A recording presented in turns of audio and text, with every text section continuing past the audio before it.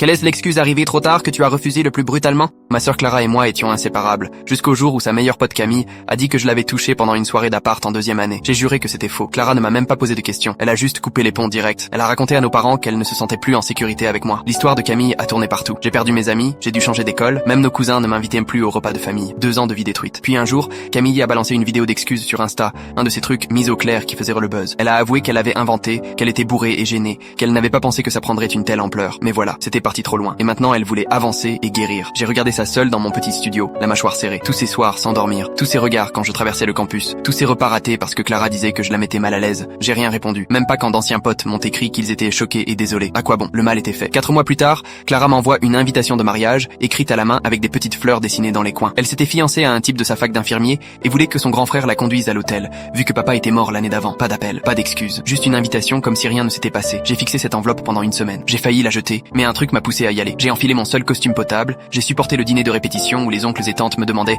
où j'étais passé. J'ai joué le jeu de la famille parfaite. Elle me souriait à travers la salle comme si tout allait bien, comme si elle n'avait pas brisé ma réputation sans vérifier une seule fois. Le matin du mariage, j'étais dans la pièce du marié quand elle a frappé, sublime dans sa robe, stressée mais heureuse. Elle m'a serré fort et a murmuré « Merci d'être venu. Je savais que tu me pardonnerais. Tu l'as toujours fait. » Et là j'ai compris. Pour elle, ma présence suffisait, comme si le temps avait tout réparé. On s'est aligné devant les portes de l'église. La musique a commencé. Elle a pris mon bras. On avançait dans l'allée quand elle s'est penchée. Je suis tellement contente qu'on soit à nouveau bien. Je t'aime trop. Je me suis arrêté net devant 200 personnes. Je te conduis pas à l'hôtel. Je l'ai dit assez fort pour que les premiers rangs entendent. Son visage est devenu blanc. Mais Julien, tout le monde regarde. Tu m'as jamais demandé ce qui s'était passé. J'ai répondu. Tu l'as juste cru.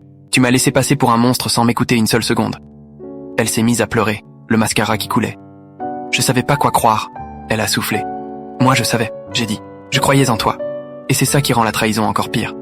J'ai lâché son bras et je suis parti, la laissant seule dans sa robe blanche.